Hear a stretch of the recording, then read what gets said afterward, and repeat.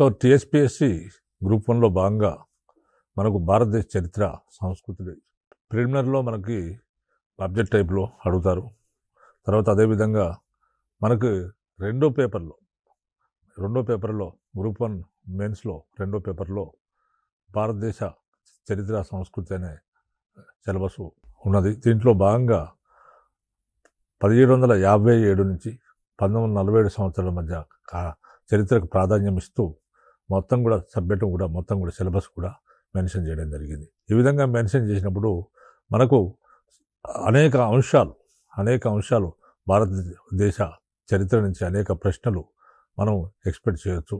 ఈ విధంగా ఎక్స్పెక్ట్ చేసినప్పుడు మనకు సింధు నాగరికత నుంచి మొదలుకుంటే సింధు నాగరికత, తర్వాత వేద నాగరికత, తర్వాత సింధు నాగరికతకు వేద నాగరికతకు కదా జనరల్గా క్వశ్చన్ అడుగుతున్నారు. సింధు నాగరికత లక్షణాలు ఏంటి, సింధు నాగరికత కాలం నాటి సామాజిక పరిస్థితులు ఏంటి, ఆనాటి పట్టణ నిర్మాణాలు ఏ విధంగా ఉంది, జనజీవనం ఏ విధంగా ఉంది అనే ప్రశ్నలు మన గతంలో అడిగారు సింధు నాగరికత సంబంధించి.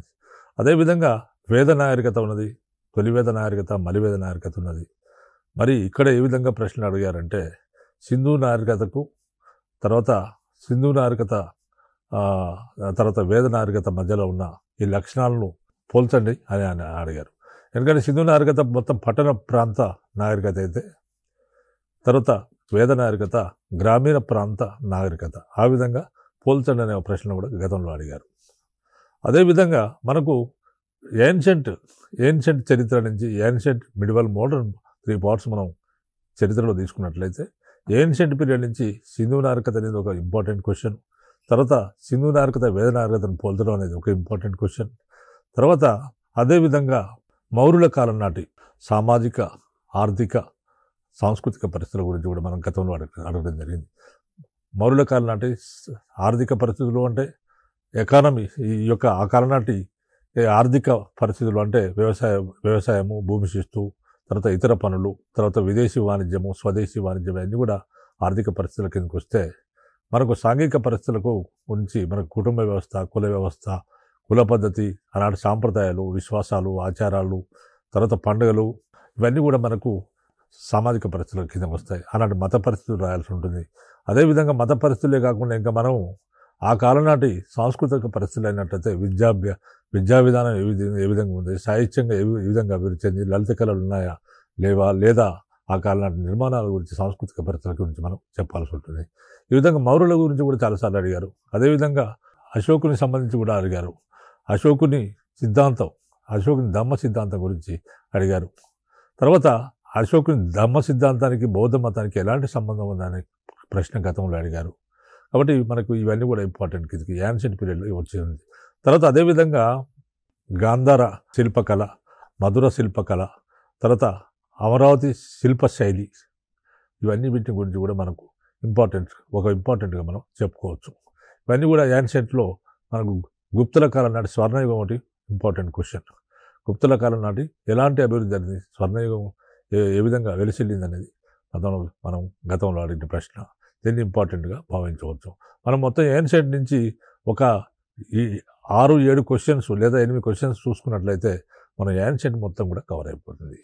తర్వాత మిడివల్లో తీసుకుంటే మిడివల్లో మనకు కొన్ని ప్రశ్నలు ఇంపార్టెంట్ ఉన్నాయి. దాంట్లో ఏంటంటే మొఘళ్ళ కాలం నాటి నిర్మాణాల గురించి, తర్వాత మొఘళ్ళ కాలం నాటి సామాజిక పరిస్థితుల గురించి, ఆ మొఘళ్ళ కాలం నిర్మాణాల గురించి, మొఘళ్ళ కాలంలో అభివృద్ధి చెందిన కళల గురించి ప్రశ్న గతంలో అడిగారు. అది మనం దాన్ని చూసుకున్నట్లయితే బాగుంటుంది. అదేవిధంగా శివాజీ క్వశ్చన్ ప్రతి ఎగ్జామ్లో, చాలా ఎగ్జామ్స్లో శివాజీ గురించి అడుగుతున్నారు. శివాజీ మరాఠా రాజ్యం ఆవిర్భవించడానికి గల కారణాలు ఏంటి, శివాజీ యొక్క జాతీయ నాయకుడు భారత జాతీయ నాయకుడు అన్నారు. దీంతో ఆయన పోల్చమని చెప్పేసి వివరించమని చెప్పి శివాజీ గురించి క్వశ్చన్లు అడుగుతున్నారు. అదేవిధంగా భారతదేశంలో ఇస్లాం భారతదేశానికి రావడం, ఆ విధంగా భారతదేశానికి వచ్చి భారతదేశంలో ఇస్లాం విస్తరించడం, తర్వాత ఈ ఇస్లాం ప్రభావం హిందూ మతం పైన ఇస్లాం ప్రభావం ఏంది, హిందూ మతం పైన ఇస్లాం ప్రభావం ఏందనే క్వశ్చన్ కూడా గతంలో చాలాసార్లు అడిగారు. అదేవిధంగా సూఫీ సిద్ధాంతం గురించి అడిగారు. ఈ ప్రశ్న హిందూ మతం పైన ఇస్లాం ప్రభావం అనేది చాలాసార్లు ఎక్స్పెక్ట్ చేసే ప్రశ్న. ఇది ఖచ్చితంగా 100% ప్రతి ఎగ్జామ్లో అడుగుతున్నారు కాబట్టి దీనికి ఇంపార్టెన్స్ ఇవ్వాల్సి ఉంటుంది. ఇంకా నెక్స్ట్ మన మోడర్న్ ఇండియాలో గాంధీ పాత్ర కానీ, తర్వాత సామాజిక ఉద్యమాలు ఉన్నాయి. రాజా రామ్మోహన్ రాయ్, దయానంద సరస్వతి, జ్యోతిబా పూలే, ఇట్లా సంఘ సంస్కర్తలు ఉన్నారు. వారి కాలంలో జరిగిన పరిణామాల గురించి క్వశ్చన్ ప్రతి ఎగ్జామ్లో అడుగుతున్నారు. ఫ్రీడమ్ స్ట్రగుల్లో 3 phases ఆఫ్ ఫ్రీడమ్ స్ట్రగుల్ ఉంది. 3 phases మనకు వందే మాతరం భారత జాతీయ కాంగ్రెస్ ఏర్పాటు చేయడం 1885 సంవత్సరంలో, తర్వాత 1885 నుంచి 1905 సంవత్సరాల మధ్య పీరియడ్ను మనం మితవాద యుగంగా చెప్పడం జరిగింది. తర్వాత అదేవిధంగా 1905 సంవత్సరం నుంచి 1919 సంవత్సరం మధ్యలో ఉన్న కాలాన్ని అతివాద యుగంగా చెప్పడం జరిగింది. అంటే 1906 సంవత్సరంలో బెంగాల్ని విభజించడం, తర్వాత వందే మాతర ఉద్యమం లేదా స్వదేశీ ఉద్యమం రావడం, అది విస్తరించడం, తర్వాత బెంగాల్ విభజన రద్దు కావడం, తర్వాత 1900 ఇది ఇంపార్టెంట్, 1919 సంవత్సరంలో మహాత్మా గాంధీ భారత రాజకీయాల్లోకి, స్వాతంత్రోద్యమంలోకి ప్రవేశించాడు. ఈ విధంగా Mahatma Gandhi 3 phase up to 1947 వరకు స్వాతంత్రం ఇవ్వడం. ఇట్లా కొన్ని ఇంపార్టెంట్ క్వశ్చన్స్ మనం తీసుకున్నట్లయితే మనం పర్ఫెక్ట్గా ఆన్సర్స్ రాయొచ్చు. ఇక్కడ ఈరోజు నేను చెప్పదలసిన టాపిక్ ఏంటంటే శాతవాహనుల కాలం నాటి ఆర్థిక, సామాజిక మరియు మత పరిస్థితులను చర్చించము. శాతవాహనుల కాలం నాటి ఆర్థిక, సామాజిక మరియు మత పరిస్థితులను చర్చించమనేది క్వశ్చన్. ఈ క్వశ్చన్ ఏ విధంగా గతంలో ఒక దగ్గర శాతవాహనుల గురించి ఈ అంశాలే కాకుండా శాతవాహనుల రాజకీయ అంశాలు కూడా కొన్నిసార్లు అడుగుతున్నారు. శాతవాహనుల కాలం రాజకీయ అంశాలు కూడా అడుగుతున్నారు. మొత్తము తెలుగు ప్రాంత చరిత్రలో, ఈ యొక్క దక్షిణ భారతదేశ చరిత్రలో ఒక శాతవాహన యుగం అనేది ఒక మహోజ్వలమైన ఘట్టం. దక్షిణ భారతదేశ చరిత్ర శాతవాహనులతోనే ప్రారంభమవుతుంది. శాతవాహనుల పరిపాలనతోనే దక్షిణ భారతదేశ చరిత్ర ప్రారంభమవుతుంది. తర్వాత దక్షిణ భారతదేశాన్ని ఏకం చేసిన శాతవాహనులు దాదాపు 450 సంవత్సరాలు, 30 మంది రాజులు దాదాపు 450 సంవత్సరాలు దక్షిణ భారతదేశాన్ని పాలించారు. తర్వాత వీరు శాంతి భద్రతలు నెలకొల్పడంతో పాటు ఈ యొక్క తెలుగు సంస్కృతికి, దక్షిణ భారతదేశ సంస్కృతికి ఎనలేని సేవ చేశారు. ఇప్పుడు మనకు రాజకీయ అంశాలు ప్రిలిమినరీ విషయానికి వస్తే, ప్రిలిమినరీలో కూడా శాతవాహనుల గురించి అడిగే అవకాశం ఉంది. ప్రిలిమినరీలో శాతవాహనుల గురించి ఏ విధంగా అడిగే అవకాశం ఉందంటే, శాతవాహన రాజ్యాన్ని ఎవరు స్థాపించారు అంటే శ్రీముఖుడు స్థాపించాడు. తర్వాత శాతవాహన రాజ్య తొలి పాలకుల్లో గొప్పవాడు మొదటి శాతకర్ణి. శాతవాహన తొలి పాలకుల్లో గొప్పవాడు మొదటి శాతకర్ణి అయితే, ఆయన భార్య అయిన నానాఘాట్ శాసనాన్ని వేయించింది. నానాఘాట్ శాసనంలో నాగానిక ఏమందంటే శాతకర్ణిని దక్షిణ పదపతి అని పేర్కొన్నది. ఆయన గుణగణాలను, రాజకీయ విజయాలను నానాఘాట్ శాసనంలో ఆమె తెలియజేసింది. తర్వాత మరొక ముఖ్య పాలకుడు 2వ శాతకర్ణి అతి దీర్ఘకాలము 56 సంవత్సరాలు ఆ రాజ్యాన్ని పాలించాడు. తర్వాత మరొక పాలకుడు హలుడు అనే పాలకుడు, హలుడు గొప్ప శాతవాహనులు, హలుడు 17వ రాజు. తర్వాత హలుడికి గాథా సప్తసతి అనే గ్రంథము రచించాడు. హలుడు గాథా సప్తసతి అనే గ్రంథాన్ని రచించాడు. హలుడికి ఒక బిరుదు ఉంది, అదేంటంటే కవివత్సలుడు అనే బిరుదు ఉంది. ఆ విధంగా మనకు హలుడు గురించిన సమాచారం, శాతవాహనులు ఆయన నెంబర్ ఎంత అని 17వ నెంబర్ అని కానీ, హలుడు ఏం రచించాడని, గాథా సప్తసతి ఎవరు రచించారు అని కానీ గతంలో క్వశ్చన్ అడిగారు. ఒకటే ఎగ్జామ్లో గాథా సప్తసతి ఎవరు రచించారని అడిగారు. తర్వాత కవివత్సలుడు అనే బిరుదు ఎవరికి ఉంటుందని ఒకటే ఎగ్జామ్లో గతంలో అడిగారు. అంటే హలుడికి ఉంటుంది. ఇవన్నీ హలుడికి ఆన్సర్ వస్తుంది. అదేవిధంగా ఈ కాలంలో హలుని యొక్క ఆస్థాన కవి పేరు కుతూహలుడు. హలుని యొక్క ఆస్థాన కవి పేరు కుతూహలుడు లీలావతి కావ్యము అనే గ్రంథాన్ని రచించాడు. ఈ లీలావతి కావ్యంలో లీలావతి అనేది హలుని భార్య, ఆమె శ్రీలంక రాకుమారి. ఆ విధంగా వారి ప్రేమ వివాహాన్ని వివరిస్తూ ఆయన లీలావతి కావ్యం అనే గ్రంథాన్ని రచించాడు. ఇదొక ఇంపార్టెంట్. తర్వాత గుణార్జుడు అనే మరొక కవి ఉన్నాడు. గుణార్జుడు బృహత్కథ అనే గ్రంథాన్ని రచించాడు. అది ఏ భాషలో రచించాడంటే పైశాచి అనే భాషలో రచించాడు. తర్వాత మరొక కవి శర్వవర్మ అనే కవి కాతంత్ర వ్యాకరణం అనే సంస్కృత వ్యాకరణ గ్రంథాన్ని రచించాడు. తర్వాత వాత్సాయనుడు కామసూత్రాలు రచించాడు. తర్వాత ఈ విధంగా మరి హలుడు రచించిన గాథా సప్తసతి అనేది దానిలో 700 శృంగార గాథలు ఉన్నాయి. ఈ గాథా సప్తశతి ప్రాకృత భాషలో రచించబడింది. మనకు హలుని తర్వాత ఇంకొక ముఖ్య పాలకుడు వచ్చేది గౌతమిపుత్ర శాతకర్ణి. గౌతమిపుత్ర శాతకర్ణి శాతవాహనులో చాలా గొప్పవాడు. గౌతమిపుత్ర శాతకర్ణి కాలము దక్షిణ భారతదేశానికి కాకుండా ఉత్తర భారతదేశంలోని అనేక ప్రాంతాలకు శాతవాహన రాజ్యం విస్తరించింది. ఆ విధంగా విస్తరించినప్పుడు పైతాను, ఔరంగాబాద్ దగ్గర ఉన్న పైతాన్ వారి ప్రతిష్టానపురం వారి రాజధాని అయింది. ఆ విధంగా మరి గౌతమిపుత్ర శాతకర్ణి వర్ణ సాంకర్యం మాన్పించాడని, తర్వాత మాతృ సంజ్ఞలను ధరించిన మొట్టమొదటి పాలకుడు గౌతమిపుత్ర శాతకర్ణి. మాతృ సంజ్ఞలు అంటే తమ పేర్లకు ముందు తమ తల్లుల పేర్లను ధరించే సాంప్రదాయాన్ని ప్రారంభించిన వాడు గౌతమిపుత్ర శాతకర్ణి.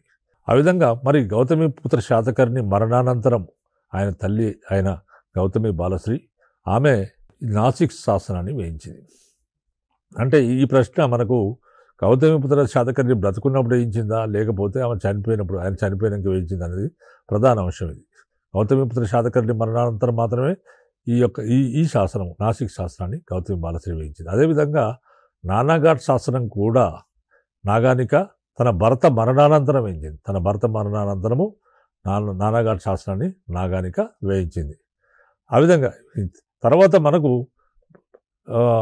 గౌతమిపుత్ర శాతకర్ణికి ఏకధనుర్ధార, ఇట్లా అనేక క్షత్రియ దర్పమానమర్దన, ఇట్లా అనేక బిరుదులు ఉన్నాయి.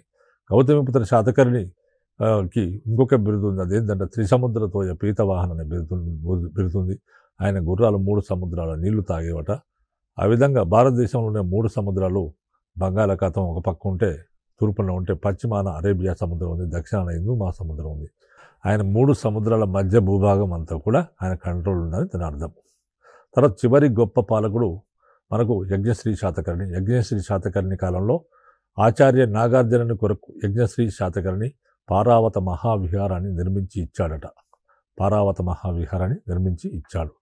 తర్వాత యజ్ఞశ్రీ శాతకర్ణి కాలంలో విదేశాలతో ముఖ్యంగా రోమ్తో విదేశీ వాణిజ్యం బ్రహ్మాండంగా సాగింది.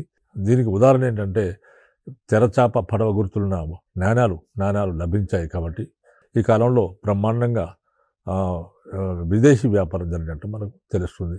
చివరి పాలకుడు మూడో పులోమావి. ఈ మూడో పులోమావి ఆయనే తన చివరి రోజులు తన శత్రువులు తరమగా ఆయన బళ్ళారి అనే ప్రాంతానికి వెళ్ళి అక్కడే శేష జీవితం గడిపాడు. ఆ విధంగా ఆయన మేకధోని శాసనాన్ని బళ్ళారిలో వేయించాడు. మేకధోని శాసనం అనేది శాతవాహన రాజ్య పతనాన్ని సూచిస్తుంది. సో మనకి ఇప్పుడు ప్రిలిమినరీలో దీని నుంచి ఏదైనా ఒక క్వశ్చన్ వచ్చే అవకాశం ఉంది. అదేవిధంగా ఒకవేళ మెయిన్స్లో కూడా వారి రాజకీయ ఆవిర్భావం ఏ విధంగా జరిగిందని అనే అంశాన్ని కూడా ఒకవేళ అడిగినట్లయితే వారి రాజకీయ జీవితాన్ని మన ఇంట్రడక్షన్ ఇదే విధంగా ఇచ్చేసి వారి రాజకీయ జీవితం ఏ విధంగా స్టార్ట్ అయింది అంటే శాతవాహన రాజ్యాన్ని స్థాపించిన వాడు శ్రీముఖుడు కోటిలింగాల రాజధానిగా శ్రీముఖుడు ఈ రాజ్యాన్ని స్థాపించాడు. రాజ్యాన్ని స్థాపించిన తర్వాత ఆయన కొడుకు మొదటి శాతకర్ణి కాలంలో కొంతమేర అభివృద్ధి చెందింది రాజ్యం. తర్వాత అదేవిధంగా హలుడి కాలంలో ఏ విధంగా జరిగింది, గౌతమిపుత్ర శాతకర్ణి కాలంలో ఏ విధంగా జరిగింది, గౌతమిపుత్ర శాతకర్ణి కాలంలో ఏ విధంగా రాజ్యం విస్తరించింది. చివరి గొప్ప రాజు ఎవరంటే యజ్ఞశ్రీ శాతకర్ణి. చివరి గొప్ప రాజు యజ్ఞశ్రీ శాతకర్ణి చివరి గొప్ప రాజు. తర్వాత పులోమావి. వీళ్ళ గురించిన మనకు ఇంపార్టెంట్ సమాచారం అక్కడ రాస్తే మనకు రాజకీయ ప్రభావం కూడా ఇందులోకి వస్తుంది. ఇక్కడ మనకు చర్చించాల్సిన విషయం ఏంటంటే మనకు శాతవాహనుల కాలం నాటి ఆ రాజకీయ ఆవిర్భావం గురించి ఈ విధంగా రాయొచ్చు. తర్వాత ఆర్థిక, సామాజిక మరియు మత పరిస్థితుల గురించి మనం ఈ విధంగా చెప్పవచ్చు. మనం ఇప్పుడు ఇంట్రడక్షన్ ఆల్రెడీ అయిపోయింది. తర్వాత ఈ కాలం నాటి ఆర్థిక పరిస్థితి ఏ విధంగా, శాతవాహనుల కాలం నాటి ఆర్థిక పరిస్థితి ఏంటి, ప్రజలకు ముఖ్యమైన జీవనాధారం ఏంటంటే వ్యవసాయం. తర్వాత రాజ్యానికి కూడా ముఖ్యమైన ఆదాయం ఏంటంటే భూమి శిస్తు. ప్రజలకు వ్యవసాయము ప్రధానమైన జీవనాధారం. తర్వాత ఈ కాలంలో వరి, గోధుమ, జొన్న, సజ్జ వంటి పంటలు పండించేవారు. పంటలో రాజు భాగానికి దేయమే అని కానీ రాజభాగం అని కానీ పేర్లు ఉండేవి. అంటే పంటలో కొంత పంటలో అంటే ఈ పండిన పంటలో రాజుకు శిస్తు చెల్లించాలి, దాన్ని దేయమే అని కానీ రాజభాగం అని కానీ పేర్లు ఉండేవి. తర్వాత దాదాపు 1/6 వంతు భూమి శిస్తు ఈ కాలంలో వసూలు చేసేవారు. 1/6 వంతు భూమి శిస్తు ఈ కాలంలో వసూలు చేసేవారు. తర్వాత రాజు స్వంత భూమిని రాజక్షేత్రము లేదా రాజకంకేట అనేవారు. ఇది రాజుకు సొంత భూమి ఉండేది. అంటే రాజు తన సొంత భూమి ఉండేది. అంటే దానికి ప్రభుత్వానికి సంబంధం లేదు. అది రాజుకే సొంతం ఆ భూమి. అటువంటి భూమిని ఏమనేవారంటే రాజక్షేత్రము లేదా రాజకంకేట అని అనేవారు. తర్వాత గ్రామంలో బంజరు భూములు ఉండేవి.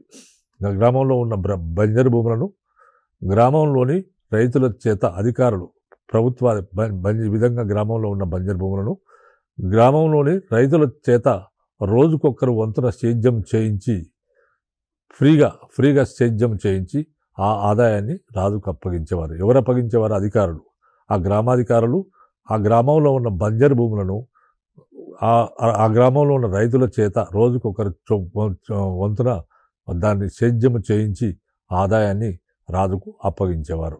ఇలాంటి ఉచిత సేద్యానికి ఇది ఫ్రీగా చేయాలి. ఈ సేద్యం ఎవరు చేయాలి? ఉచిత సేద్యం. ఈ విధంగా చేసిన ఉచిత సేద్యానికి విష్టి అని పేరు. విష్టే అది మనకు తర్వాత కాలంలో మనకు వెట్టి చాకిరిగా మారిపోయింది. మనకు ఆధునిక కాలంలో వెట్టి చాకిరి తెలంగాణ ప్రాంతంలో ఈ ప్రాంతాల్లో భూస్వాములకు వ్యతిరేకంగా భూస్వాములకు వీళ్ళందరికీ వెట్టి చాకిరి చేయడం. ఆ కాలంలో క్రీస్తుపూర్వం ఆ కాలంలో ఇలాంటి ఉచితంగా సేద్యం చేయించుకునే దాన్ని ఏమనేవారంటే విష్టి అనేవారు. తర్వాత పొలాలకు నీరును సరఫరా చేయడానికి ఉదక యంత్రాలను వాడేవారు. వాడేవారు. తర్వాత వృత్తి పనులను కరుకర అనేవారు. తర్వాత ఇది వ్యవసాయానికి సంబంధించింది. తర్వాత వాణిజ్యం ఏ విధంగా సాగింది. తర్వాత దేశీయ వాణిజ్యము, విదేశీ వాణిజ్యం అనే 2 రకాల వాణిజ్యం ఉండేది. దేశీయ వాణిజ్యం ఉండేది. తర్వాత దేశీయ వాణిజ్యం ఏ విధంగా సాగేదంటే శ్రేణి వ్యవస్థ ద్వారా ఈనాటి దేశీయ వాణిజ్యం సాగేది. ఈ శ్రేణులు అనేవాళ్ళు వివిధ వృత్తులు చేసి ఒక్కొక్క వృత్తి చేసేవారు ఒక శ్రేణిగా ఏర్పడేవారు. శ్రేణికి అధ్యక్షుడు శ్రేష్ఠి ఉండేవాడు. శ్రేణులు బ్యాంకుల లెక్క పనిచేసేవి.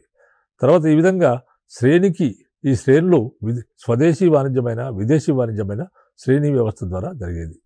ఆనాటి ప్రయాణ సాధనం ఏంటంటే ఎడ్ల బండి ఆనాటి ప్రధాన ప్రయాణ సాధనము. దేశీయ వాణిజ్య కేంద్రాలు, స్వదేశంలో ఉన్న వాణిజ్య కేంద్రాలు, వర్తక వ్యాపార కేంద్రాలు లేదా వాణిజ్య కేంద్రాలను రేవు పట్టణాలతో కలుపుతూ రహదారులు ఉండేవి. తర్వాత గూడూరు ప్రాంతంలో సన్న బట్టలు, నేత బట్టలు నేసేవారు. తర్వాత వెనుకొండ ప్రాంతంలో లోహ పరిశ్రమ అభివృద్ధి చెందింది. తర్వాత పల్నాడులో వజ్రాల పరిశ్రమ ప్రసిద్ధి చెందాయి. ఇవన్నీ కూడా పరిశ్రమలకు సంబంధించిన అంశాలు. ఇవన్నీ మనం రాయాల్సి ఉంటుంది. తర్వాత విదేశాలలో వర్తకం చేసే వర్తకులకు ఏం పేరు అంటే శార్దవాహులు అని పేరు. వీళ్ళు విదేశాలతో వర్తకం చేసేవారు. అంటే ఇక్కడే ఉండి విదేశాలతో వర్తకం చేసే వర్తకులను ఏమనేవారంటే శార్దవాహులు అని అనేవారు. తర్వాత ప్రపంచంలో ఓడ చుక్కారిని మొట్టమొదట కనిపెట్టింది శాతవాహనులు మాత్రమే. అంటే ఓడ చుక్కాన్ని మొట్టమొదటిసారిగా శాతవాహనులు కనిపెట్టారు. వీరిక శాతవాహనులే ప్రపంచంలోనే మొట్టమొదటిసారిగా ఓడ చుక్కాన్ని కనిపెట్టారు. శాతవాహనులు మరి ఈ విధంగా విదేశీ వాణిజ్యం ఏ విధంగా చేసేవారు? శాతవాహనులు మరి బ్రహ్మాండమైన విదేశీ వాణిజ్యం సాగింది. అనేక వివిధ దేశాలతో విదేశీ వాణిజ్యం సాగింది. రోమ్ నాణాలు శాతవాహన సామ్రాజ్యం అంతటా కూడా మనకు లభించాయి. వివిధ ప్రాంతాల్లో రోమ్ నాణాలు లభించాయి. మరి ఈ విదేశాలతో ఈ శాతవాహనులు తూర్పు తీరంలో వారి ఓడరేవులు ఏంటంటే శాతవాహనుల కాలం నాటి తూర్పు తీరంలో ఉన్న ఓడరేవులు ఏంటంటే ఘంటసాల, మైసోలియా, కోరంగి ఇవన్నీ కూడా శాతవాహనుల కాలం నాటి తూర్పు తీరం రేవులు. అదేవిధంగా పశ్చిమ తీరంలో కళ్యాణి, బరుకచ్చ, తర్వాత బ్రోచ్, లేదా బ్రోచ్, సోపార రేవుల ద్వారా విదేశీ వాణిజ్యం చేసేవారు. ఈ రేవుల ద్వారా ఓడల ద్వారా విదేశీ వాణిజ్యం బ్రహ్మాండంగా సాగుతుండేది. ఆనాటి ప్రధానమైన ఎగుమతి ఏంటంటే సుగంధ ద్రవ్యాలు, పట్టు వస్త్రాలు, సుగంధ ద్రవ్యాలు ఈ విధంగా ఉండేది. అంటే ఈ కాలంలో ఏంటంటే ఐరోపాలో ఉన్న అనేక మంది స్త్రీలు భారతీయ వస్త్రాలు అంటే మక్కువ ఎక్కువ, వారికి మక్కువ ఎక్కువ, ఇష్టం ఎక్కువ. ఆ విధంగా ఆ భారతదేశం నుంచి సుగంధ ద్రవ్యాలు కూడా ఐరోపాకు వెళ్ళేవి. ఈ సుగంధ ద్రవ్యాలు పోయేవి. భారతదేశం నుంచి ఓడ రాలేదంటే యూరోపియన్స్కు ముద్ద దిగేది కాదట. ఆ విధంగా అంతా భారతీయ వస్తువులపైన వాళ్ళు ప్రేమ పెంచుకున్నారు, ఇష్టం పెంచుకున్నారు. మరి ఆనాటి ప్లినీ అనేవాడు ఆ దేశ రోమ్ దేశానికి చెందిన ప్లినీ అనేవాడు ఏం చెప్పాడంటే, మొత్తం భారతదేశానికి సుగంధ ద్రవ్యాలు, మంచి మంచి వస్త్రాలు ఎగుమతి అయితే అక్కడి నుంచి భారతదేశం నుంచి ఇక్కడికి టన్నుల కొద్ది బంగారం దిగుమతి అయ్యేది అని రాశాడు. తర్వాత ఈ విధంగా అంటే ఎంత వర్తకం సాగిందో మనం అర్థం చేసుకోవచ్చు. ఈ రేవుల ద్వారా, నేను చెప్పిన రేవుల ద్వారా విదేశీ వాణిజ్యం జరిగేది. ఈ విధంగా విదేశీ వాణిజ్యం జరిగిందనడానికి ఉదాహరణ ఏంటంటే రోమ్ నాణ్యాలు. తెలంగాణలో వివిధ ప్రాంతాల్లో రోమ్ నాణ్యాలు మనకు లభించాయి. తర్వాత భారతదేశం నుండి దిగుమతి అయ్యే విలాస వస్తువుల కోసము రోమ్ దేశంలో ధనికులు ఎగబడేవారట. భారతదేశం నుండి దిగుమతి అయ్యే విలాస వస్తువుల కోసం రోమ్ దేశంలోని ధనికులు ఎగబడేవారట. తర్వాత సాలెగూళ్ళ వంటి భారత వస్త్రాలను రోమన్ యువతులు ధరించేవారని ప్లినీ పేర్కొన్నాడు. సాలెగూళ్ళ వంటి భారత వస్త్రాలను రోమన్ యువతులు ధరించారని ప్లినీ అనేవాడు యాత్రికుడు చెప్పాడు. తర్వాత ఏ విధంగా మరి ఏవి ఎగుమతి అయ్యేవంటే సుగంధ పరిమళ ద్రవ్యాలు, ముత్యాలు, పట్టుబట్టలు, ఇవి ఇక్కడి నుంచి ఎగుమతి అయ్యేవి. సుగంధ పరిమళ ద్రవ్యాలు, ముత్యాలు, పట్టుబట్టలు ఇక్కడి నుంచి విదేశాలకు ఎగుమతి అయ్యేవి. అదేవిధంగా బంగారము, వెండి, రాగి మొదలైనవి విదేశాల నుంచి భారతదేశానికి దిగుమతులుగా వచ్చేవి. బంగారం, వెండి, రాగి మొదలైనవి దిగుమతులుగా ఉండేవి. ఈ కాలంలో తూర్పు తీరం నుండి దూర ద్వీపాలకు దేశాలకు వెళ్ళిన వర్తకులు ఆయా దేశాల్లో తమ వలసలు స్థాపించారు. అంటే మరి వర్తక వ్యాపారాల కోసము తూర్పు తీరం నుండి దూర ద్వీపాలకు ప్రపంచంలో ఉన్న వివిధ ద్వీపాలకు వెళ్ళినప్పుడు అక్కడే స్థిరపడ్డారు. కొంతమంది అక్కడే స్థిరపడ్డారు. అక్కడ వలసలు స్థాపించారు. భారతీయ వలసలు కూడా స్థాపించడం జరిగింది. భారతదేశానికి సంబంధించిన వలసలు అక్కడ స్థాపించారు. భారతీయ వలసలు స్థాపించారు. అయితే ఈనాటి వర్తకం ఏంటంటే వస్తు మార్పిడి పద్ధతి ద్వారా. ఈనాటి వర్తకము వస్తు మార్పిడి, బార్టర్ పద్ధతిలో జరిగేది. బార్టర్ అంటే వస్తు మార్పిడి. నాణ్యాలు లేవు కాబట్టి వస్తు మార్పిడి, ఒక వస్తువు బదులు ఒక వస్తువు తీసుకొని విదేశీ ఈనాటి వర్తకం జరిగేది. తర్వాత వర్తకులు తమ సౌకర్యం కోసము చిహ్నముద్ర నాణ్యాలు ముద్రించేవారు. వీటిని ఏమంటారంటే పంచ్ మార్క్డ్ కాయిన్స్ ముద్రించేవారు. తర్వాత ఈ నాణ్యాలను వర్తక సంఘం వారు తమ వర్తక సంఘ చిహ్నాలతో ముద్రించుకునేవారు. ఈ నాణ్యాలను అన్నిటి పంచ్ మార్క్డ్ కాయిన్స్ను ఈ వర్తకులు ఏం చేసేవారు, తమ వర్తక సంఘ గుర్తులు చిహ్నాలతో ముద్రించుకునేవారు. తర్వాత శాతవాహనుల కాలంలో సీసము, పొటీను, రాగి, వెండి నాణ్యాలు ముద్రించారు. శాతవాహనులు సీసము, పొటీను, రాగి, వెండి లోహాల్లో నాణ్యాలు ముద్రించారు. ఈ నాణ్యాలను ఏమంటారంటే కర్షాపనము, కుశనము, సువర్ణము అనే నాణ్యాలు ఈ పేరుతో నాణ్యాలు ఈ కాలంలో ఉండేవి.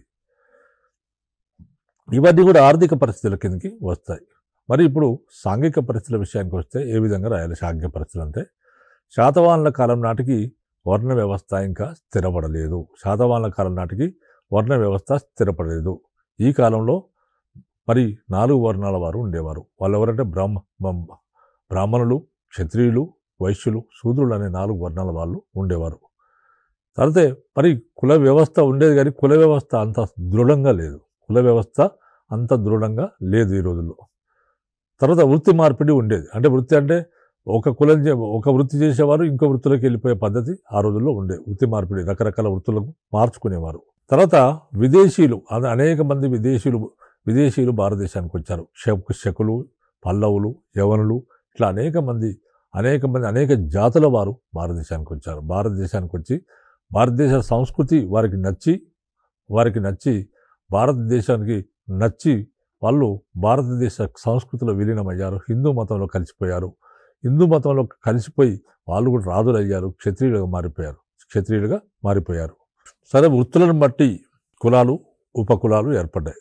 వృత్తులను బట్టి ఒక్కొక్క వృత్తి చేసేవారు ఒక కులంగా ఏర్పడ్డారు, ఉపకులాలుగా ఈ కాలంలో ఏర్పడడం జరిగింది. తర్వాత ఈ కాలంలో బ్రాహ్మణులు ఏం చేసేవారంటే ఉద్యోగాలు చేయడం. బ్రాహ్మణులు ఉద్యోగాలు చేసేవారు. తర్వాత క్షత్రియులు రాజ్య పరిపాలన చేసేవారు. బ్రాహ్మణులు ఉద్యోగాలు చేసేవారు, క్షత్రియులు రాజ్యపాలన చేసేవారు. తర్వాత వైశ్యులు వర్తకం చేసేవారు. తర్వాత పితృస్వామ్య వ్యవస్థ, ఉమ్మడి కుటుంబ వ్యవస్థ ఈ కాలంలో అమల్లో ఉండేది. పితృస్వామ్య వ్యవస్థ అంటే కుటుంబానికి తండ్రి పెద్ద, అలాంటి వ్యవస్థను పితృస్వామ్య వ్యవస్థ అని అంటారు. తర్వాత ఉమ్మడి కుటుంబాలు అనేది ఈనాటి ఒక ముఖ్య లక్షణం. ఉమ్మడి కుటుంబాలు అమల్లో ఉండేవి. అయితే అనేక మంది రాజులు, మరి పితృస్వామ్య వ్యవస్థ అయినప్పటికీ కూడా అనేక మంది రాజులు తన మాతృసంజ్ఞను ధరించారు. మాతృసంజ్ఞలు అంటే తమ పేర్లకు ముందు తలుల నామాలు ధరించే పద్ధతిని మాతృసంజ్ఞలని అంటారు. ఆ విధంగా మాతృసంజ్ఞను అనేక మంది రాజులు ధరించారు. తర్వాత స్త్రీలకు సమాజంలో గౌరవప్రదమైన స్థానం ఉండేది. స్త్రీల పరిస్థితి అంటే స్త్రీలకు సమాజంలో గొప్ప గౌరవం, స్వాతంత్రము ఉండేది.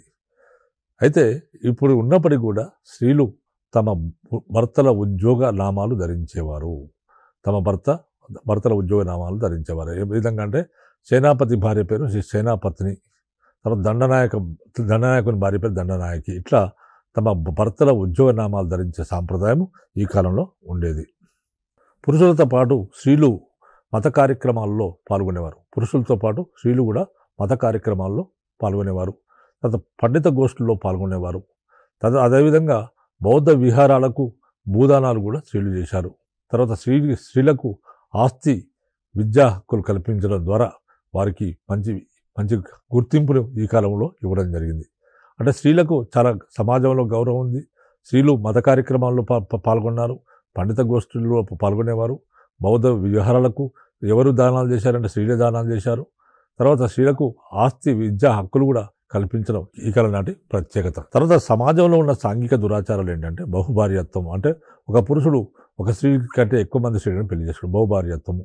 సతీసాగమనం అంటే భర్త చనిపోయిన తర్వాత ఆమె బలవంతంగా తీసుకెళ్ళి సమాధి చేయడం, దాన్ని సతీసాగమనం అంటారు. తర్వాత బహుభార్యత్వం, సతీసాగమనము. తర్వాత వితంతు పునర్వివాహాలు లేకపోవడం. అంటే భర్త చనిపోయిన తర్వాత ఆమె వితంతు అవుతుంది, తర్వాత తిరిగి వివాహం చేసుకునే పద్ధతి ఈ కాలంలో లేదు. ఇలాంటి సాంఘిక దురాచారాలు ఈ కాలంలో ఉండేవి. తర్వాత స్త్రీలకు పురుషులకు ఇద్దరికీ ఆభరణాలంటే ఇష్టము. తర్వాత స్త్రీలకు ఎర్రని వస్త్రాలన్నా పుష్పాల మీద మక్కువ ఎక్కువ. స్త్రీలకు ఎర్రని వస్త్రాలు, పుష్పాలు, పువ్వుల మీద మక్కువ ఎక్కువ. తర్వాత నృత్యము, సంగీతము ఈ కాలం కాలక్షేపంగా ఉండేవి. నృత్యము, సంగీతం కాలక్షేపంగా ఉండేవి. తర్వాత మత పరిస్థితుల విషయానికి వస్తే శాతవాహన పాలకులు వైదిక మతాన్ని అనుసరించి వైదిక మతోద్ధరణ చేశారు. అంటే పాలకులందరూ కూడా హిందూ మతాన్ని అనుసరించారు. హిందూ మత ఉద్ధరణ కొరకు యజ్ఞ యాగాదులు చేశారు. అయితే గౌతమిపుత్ర శాతకర్ణి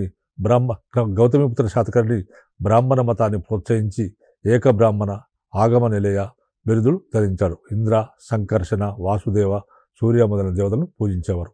తర్వాత పౌరాణిక హిందూ మత స్థానంలో పౌరాణిక హిందూ మతం అనేది ప్రవేశించింది. తర్వాత శైవ వైష్ణవ మతాలు ప్రజల్లో బాగా వ్యాప్తి చెందాయి. తర్వాత శివుణ్ణి, కేశవుని పూజించడం ప్రారంభించారు. తర్వాత వాసుదేవుడు ప్రధాన దైవగల వైష్ణవ మతము శాతవాహనుల కాలంలో ఉత్తర దేశం నుంచి దక్షిణ దేశంలోకి ప్రవేశించింది. తర్వాత ఇన్ని ఉన్నప్పుడు కూడా అంతఃపుర జనులు, స్త్రీలు, పాఠక జనులు బౌద్ధ మతానికి భారీగా విరాళాలు ఇవ్వడం వల్ల బౌద్ధ మతము ఒక ప్రజా ఉద్యమంగా విస్తరించింది. ఈ విధంగా అనేక మంది బౌద్ధ మతానికి విరాళాలు ఇవ్వడం వల్ల బౌద్ధ మతంలో స్తూప, చైత్య విహారాలు నిర్మించారు. ఫలితంగా గౌతమిపుత్ర శాతకర్ణి, పులోమావి మొదలైన వాళ్ళు కూడా, యజ్ఞశ్రీ శాతకర్ణి మొదలైన వాళ్ళు కూడా పాలకులు బౌద్ధులకు దాన ధర్మాలు చేశారు. ఆ ఆచార్య నాగార్జునుడు మాధ్యమిక వాదం అనే నూతన సిద్ధాంతాన్ని ఏర్పాటు చేశాడు. మహాయాన శూన్యవాద సిద్ధాంతాలు ప్రతిపాదించాడు. ధాన్యకటకం ఒక మహాసాంఘిక కేంద్రమైంది. చైత్యక శాఖ నూతన శాఖ ఈ కాలంలో బౌద్ధంలో ఒక కొత్త శాఖ విస్తరించింది. ఈ శాఖకు స్థాపకుడు ఎవరంటే మహాదేవ భిక్షు. ఈ మహాదేవ భిక్షు తెలుగు ప్రాంత ప్రథమ బౌద్ధాచార్యుడు. అంటే తెలుగు ప్రాంతాల్లో ఉన్న మొట్టమొదటి బౌద్ధాచార్యుడు. బుద్ధునికి మొదటిసారిగా చైత్యకులు ఆపాదించారంటే దేవుని లక్షణాలను ఆపాదించారు. చైత్యకులు దేవుని లక్షణాలను, చైత్యకవాదులు అంటే చైత్యక అనేది బౌద్ధ మతంలో ఒక శాఖ. ఆ శాఖ వారు బుద్ధునికి దేవుడిగా ఆయనకు టెంపుల్స్ కట్టించడం, ఆయనను పూజించడం, ఆయన అంశాలను పూజించడం, బుద్ధుని అంశాలను పూజించడం చేసేవారు. ఆ విధంగా అపరశైల అపరశైల అనే ఒక ప్రత్యేక చైత్యకవాద శాఖకు ముఖ్య కేంద్రం ఏంటంటే నాగార్జునకొండ. తర్వాత అదేవిధంగా పూర్వశైల అనే మరొక బౌద్ధ మత శాఖకు ప్రధాన కేంద్రం అమరావతి. తర్వాత ఉత్తరశైలకు ప్రధాన కేంద్రం జగ్గయ్యపేట. తర్వాత రాజగిరికకు ప్రధాన కేంద్రం గుంటుపల్లి. సిద్ధార్థక శాఖకు గుడివాడ ప్రధాన కేంద్రాలుగా ఉండేవి. ఈ విధంగా అంటే అమరావతి స్థూపం కూడా ఈ కాలంలోనే ఈ కాలంలో అభివృద్ధి చేయబడింది. ఎందుకంటే ముందే అమరావతి స్థూపం నిర్మించబడింది, కానీ వీరి కాలంలో అమరావతి స్థూపం డెవలప్ చేయబడింది. ఇంకా అనేక విహారాలు, స్థూపాలు, చైత్యాలు, విహారాలు నిర్మించారు. స్థూపం అంటే కేవలం బుద్ధుని పిల్లరు పెట్టి దాన్ని స్థూపం అని అంటారు. తర్వాత ఈ విధంగా మనకు బౌద్ధ మతం బ్రహ్మాండంగా వెలిసింది. బౌద్ధ నిర్మాణాలు జరిగాయి. ఈ విధంగా మనకు గ్రూప్ 1లో ఒకవేళ శాతవాహనుల గురించి అడిగినట్లయితే ఈ విధంగా రాస్తే మంచి మార్కులు ఇచ్చే అవకాశం ఉంది. మీరందరూ కూడా విజయం సాధించాలని, సక్సెస్ కావాలని కోరుకుంటూ ముగిస్తున్నాను.